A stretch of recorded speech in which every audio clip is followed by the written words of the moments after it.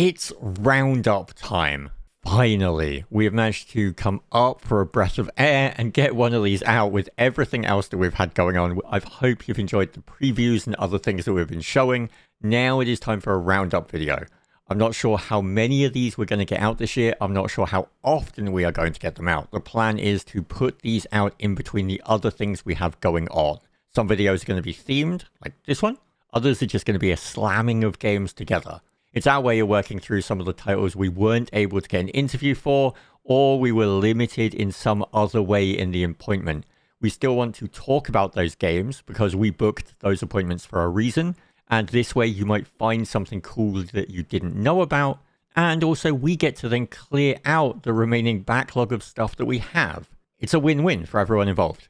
If this is something you like, if you like us doing these roundup style videos or just multi-videos like this where we just cover a couple of things quickly, please just leave a simple comment here or anywhere else and just let us know that when we try things like this that you like them.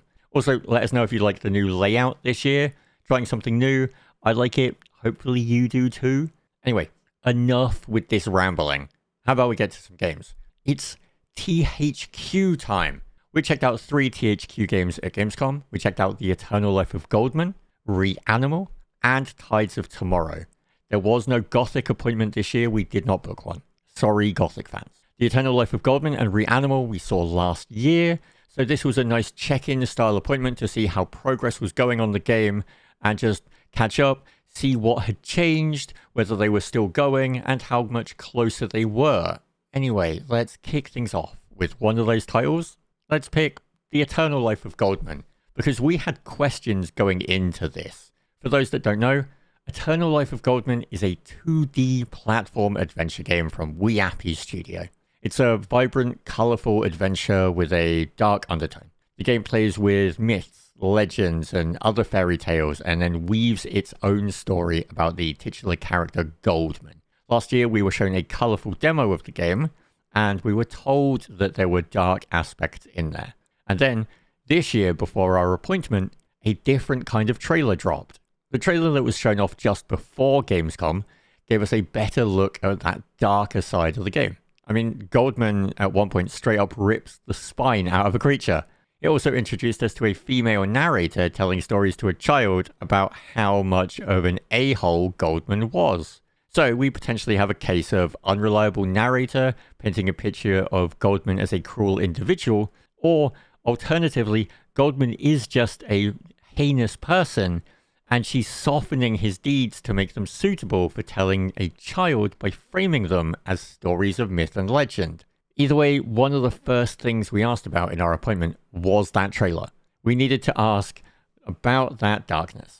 And Andreas, the dev we had for our appointment this year, who we met last year, explained that they wanted the trailer to go full dark and showcase that aspect. It assisted in creating tension between the arcade style and the narrative layers. Goldman is an outsider to this area.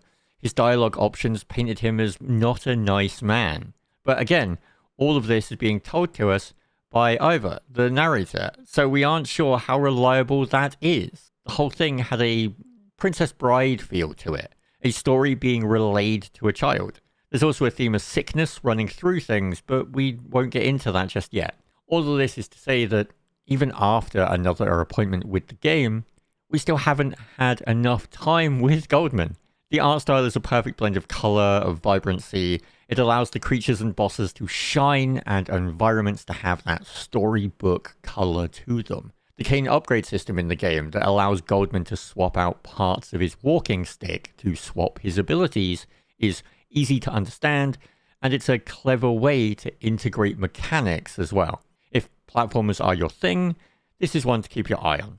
The Eternal Life of Goldman is coming soon, and you can wishlist it today on Steam, but there is no date yet. So wishlist it, then you'll know, and also that helps them out. Next up is the other game we saw last year. This time from Tarsier Studios, the team behind Little Nightmares, comes Reanimal, a game that follows the principle of stick to your strengths, as you could be mistaken for thinking that this is a Little Nightmares game if you saw two screenshots side by side and was asked to pick which one. I mean, it makes sense. When talking to Andreas Jonsson and David Mervick, they talked to us about getting that atmosphere and the feel of the game just right. I think it was last year that David joked that if you're making games that you don't enjoy making, why are you doing it anyway? And the game needed to not only feel unsettling, but they wanted this to be horror, pushed further than they have. It needed to ooze it out of every idea, music, vision, expressions. The game has that violent edge. It shows a world that they didn't want to shy away from. It's integral to capturing the feeling of being scared together and the consequences of violent actions. And what we saw brought that vibe across. On the surface, there are similarities here with Little Nightmares 3. If you look closer though, there's separation that becomes apparent. It's also incredibly funny that we just had a preview of Little Nightmares 3, and so I have images of both of them next to each other in my brain that I can compare. Little Nightmares sits closer to unsettling. Reanimal jumps into a horror beanbag and makes a nest there. And what better way to show that than by having the very first enemy that you see in the demo that we were playing that day be a skin suit that slides along the ground like a snake? Because that's not unsettling or horrifying at all.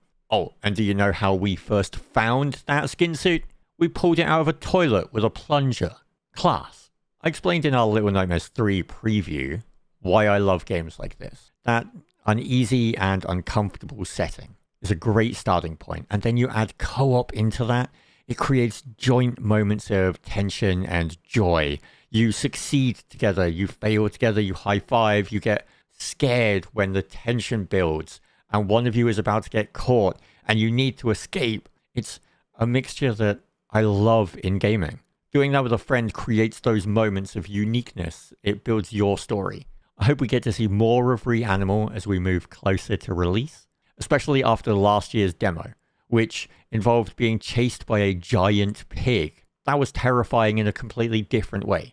Reanimal is coming soon. Again, doesn't have a date yet, but it can be wishlisted on Steam right now, which shows the devs that you care and that you're interested. So go ahead and do that, please. And last up from our THQ trio is Tides of Tomorrow, a branching narrative game set on the ocean planet of Elland, and this one is high up on my wish list. I was a huge fan of Digix Art's previous game Road 96, so it's no surprise to see their next game, which takes that idea and evolves it, is also something that speaks to me on a narrative level. I'm a huge fan of choice and option in games. I love allowing you to play the game your way to see what's possible. I use an expression occasionally, testing the fence, like a raptor in Jurassic Park, seeing what the rules of the situation are and what weird and wonderful outcomes you can have in a video game when you do actually see what's possible. Tides of Tomorrow not only gives you a branching narrative story that allows you to take your unique path through it, it does it in a genius way because you can end up helping or hindering your friends if they choose to follow you, just like the person you choose to follow could also cause you complications. Alright, let me explain how this works. In Tides of Tomorrow, you're a Tide Walker, and you can choose to follow someone else's story, be it a friend, or as Digix Art like to tell us over and over again, your favorite streamer. Your journey will then be filled with memory points, where you can see the choices made by the person you chose to follow, and the consequences for the actions that they took. Maybe they opened up a bridge. That means it allows you an easier way to cross over an area. Maybe they caused a lockdown and a barricade to happen. That means that you need to find another way into that area.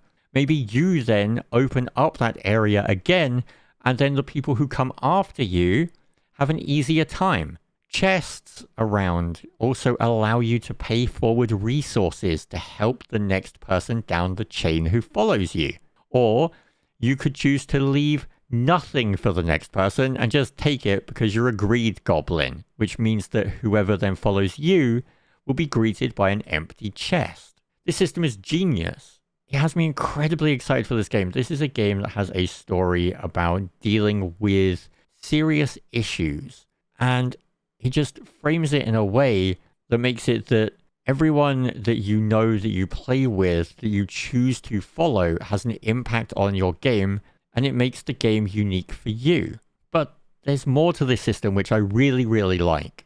You see, if you have a friend who plays, when you pick to follow them, it will tell you the percentage progress of the person you choose to follow.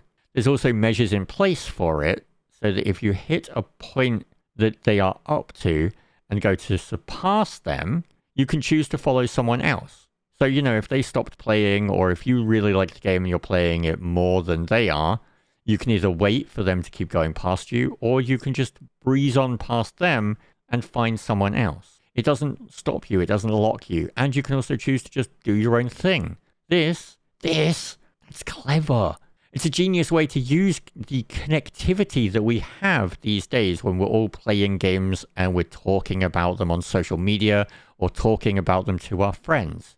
Seeing their progress, seeing their choices, and then those choices having an impact on you and others. DigixArt loved to reinforce this connectivity, but they did it by mentioning that you can follow your favorite streamers. They even mention it on the Steam page.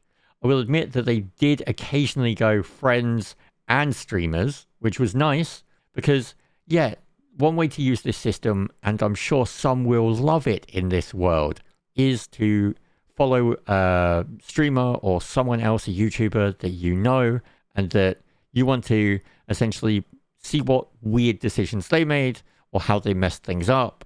And then you can just kind of have that connection to someone that you really like watching. That's fun. That's great. But for me, the fun and the chaos comes from helping or hindering my friends, because that's goblin kind of stuff. Like, that's what I can get behind. I can create a personal story and personal connections by messing with my friends and having them mess with me, or having them help me and I help them. Maybe I do something by accident and it causes a problem. Maybe they do something by accident and it causes a problem. Maybe I try to do something to help someone who is following me and I end up screwing it up. It creates my own personal story, and it gives them a unique world for them as well. It's like a nemesis system kind of thing, where you end up playing the same game at the same time, but each of you ends up with your own unique version of it that can't be replicated. That's brilliant. I love that.